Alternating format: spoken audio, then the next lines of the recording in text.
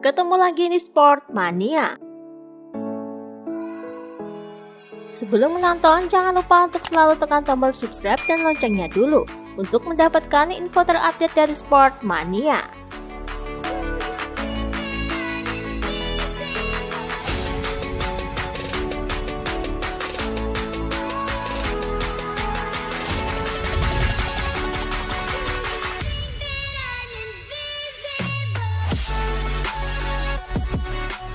Tim Petronas Yamaha SRT mempresentasikan liverynya untuk musim MotoGP 2021 ini. Valentino Rossi dan Franco Morbidelli menjadi sebuah sensasi. Dikarenakan belum ada sejarah di mana guru dan murid menjadi satu bagian di dalam tim. Yang pasti Rossi akan menggunakan motor yang sama dengan tim pabrikan. 2021 adalah tantangan baru bagi saya. Saya akan tetap bersama Yamaha. Tetapi saya bersama tim baru. Tim Petronas Yamaha Sepang Racing di masa lalu telah membuktikan bisa meraih hal-hal hebat. Tujuan saya adalah melakukan hal itu dengan mereka pada tahun 2021, ucap Rossi saat peluncuran livery motor MotoGP Petronas. Dari segi grafis tidak ada perubahan signifikan pada Yamaha WZR M1 yang digunakan Petronas Yamaha SRT. Hanya saja ada beberapa grafis yang diubah lantaran beberapa sponsor baru masuk ke tim Petronas.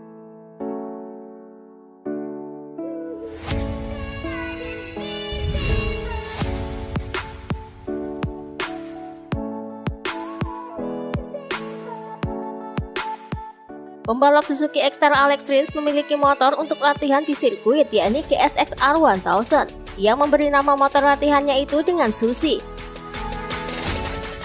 Susi bisa menjadi panggilan mesranya atau kependekan dari Suzuki GSX-R 1000. Alex Rins mempersenjatai dirinya dengan motor latihan berupa motor Superbike 1000cc, yakni GSX-R 1000. Pabrikan Suzuki sendiri sejak 2020 bukan lagi masuk sebagai tim konsesi. Hari terakhir latihan di sirkuit bersama Susi, saatnya latihan bersama kakaknya Susi, ucap Alex Rins.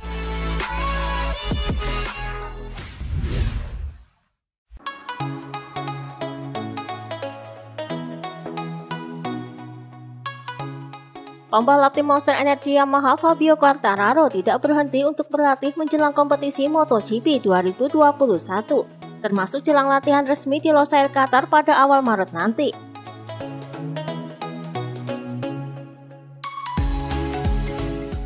Baru-baru ini diketahui Quartararo melakukan latihan di sirkuit Paul Ricard Perancis dengan dukungan teknisi dari Tech Solution.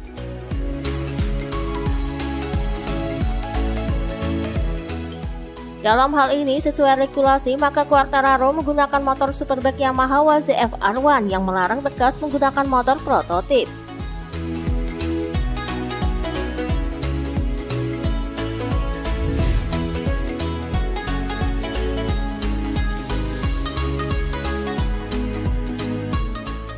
Direktur Olahraga Sponsorama Racing Ruben Saus memberikan komentar mengenai kiprah Luca Marini bersama timnya di MotoGP musim 2021.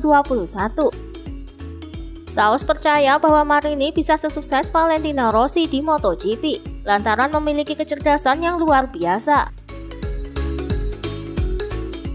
Luca sangat layak ke MotoGP. Ia adalah pembalap yang selalu menganalisa segalanya dan saya suka ini. Saya merasa bahwa ia mewarisi banyak hal dari kakaknya Rossi, meski mungkin ia belum menyadarinya, ucap Ruben Saus.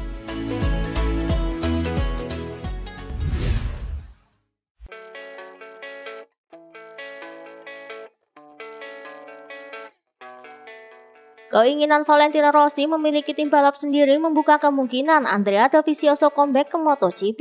Namun pria berkebangsaan Italia itu ragu dirinya bakal direkrut tim VR46 kelak. Menurut saya, berdasarkan usia dan situasi saya saat ini, kemungkinannya hanya 1%, ucap Dovizioso.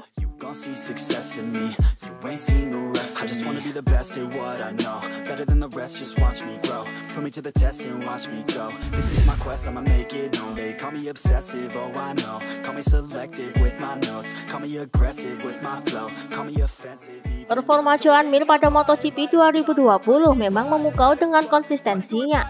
Menurut Thomas Thomas, Joan Mir selalu berlatih keras hampir setiap hari untuk mengetahui batas fisiknya, lalu melampauinya.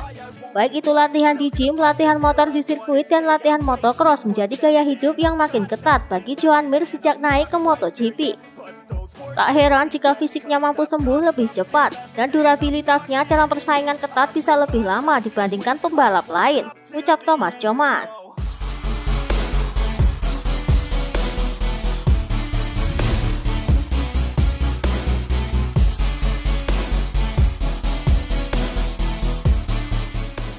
Sehati dengan Rossi, Alex Marquez juga merasa lega menjadi pembalap pabrikan yang ada di tim satelit. Ia menilai pindah ke tim satelit LCR Honda Castrol merupakan pilihan yang terbaik baginya. Ia bisa fokus untuk membalap tanpa harus ada begitu banyak tekanan yang dipikulnya. Saya berharap ini akan menjadi cara kerja yang berbeda. Berada di tim kerja pabrikan tentu sangat menyenangkan. Menjadi pembalap pabrikan di tim satelit dapat membantu saya menjadi lebih baik. Saya masih harus banyak belajar, ucap Alex Marquez.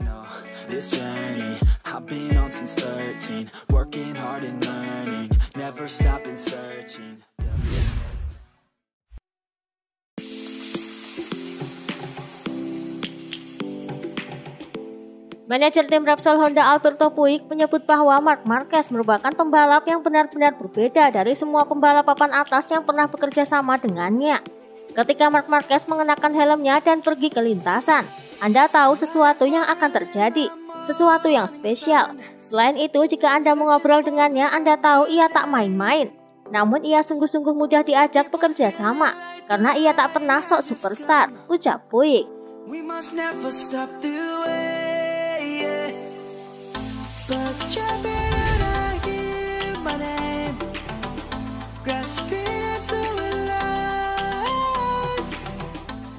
Saat ini, sirkuit MotoGP COTA yang ada di Austin, Texas, USA saat ini dialihkan fungsi menjadi tempat vaksinasi COVID-19.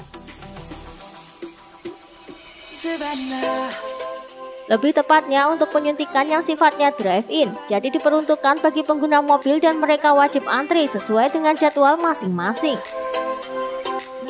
Amerika saat ini memang sedang serius memerangi paparan virus COVID-19, sedangkan lintasan COTA sangat tepat dan memadai dengan area yang sangat luas.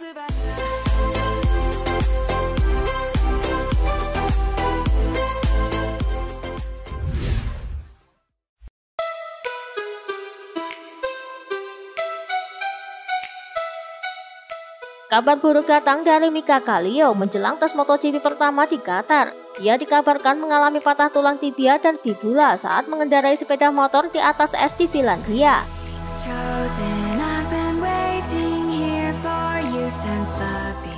Saya menemani Mika ke ambulans. Itu terjadi pada kejuaraan Finlandia di Seinäjoki dan terjadi pada putaran pertama ke final 250 cc.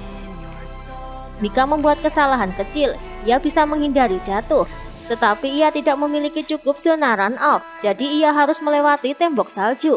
Ia kemudian mencederai kaki kirinya saat menghantam dinding salju, ucap Aki Ajo, pemilik tim Red Bull KTM. Diprediksi kuat Mika Kallio yang juga berasal dari Finlandia akan absen dalam rentang waktu 7-8 minggu. Alhasil tidak dapat mengikuti sesi tes resmi MotoGP yang akan berlangsung di Losail, Qatar. Sekarang saya menunggu operasi tibia dan fibula yang harus diperbaiki. Sayangnya terkadang kesalahan mengemudi yang sebenarnya tidak berbahaya memiliki konsekuensi yang menyakitkan. Bukan ice road race yang ada dalam pikiran saya hari ini, ucap Mika Kallio.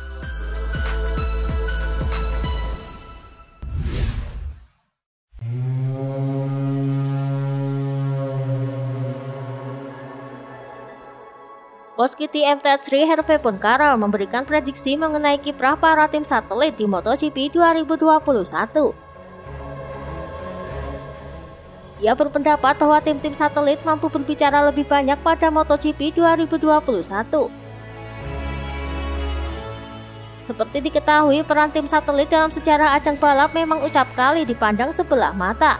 Terlebih tujuan utama dibentuknya tim satelit memang hanya sekedar pembantu tim pabrikan yang menaungi mereka.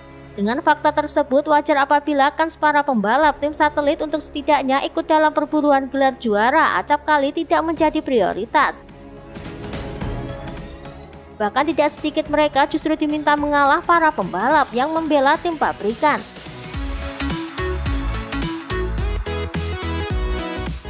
Akan tetapi sebuah kejutan terjadi ketika MotoGP 2020 berlangsung.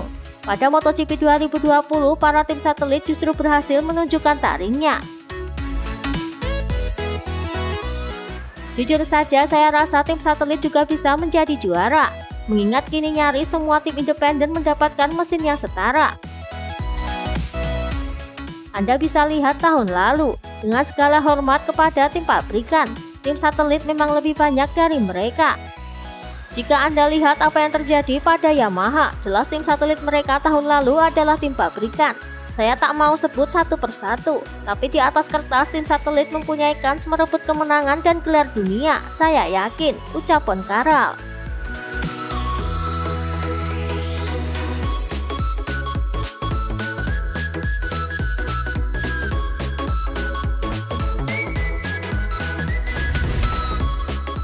Itulah tadi beberapa informasi dunia MotoGP yang bisa kami sajikan. Terima kasih telah menonton video ini. Selalu ikuti informasi MotoGP kami lainnya. Salam Sport Mania.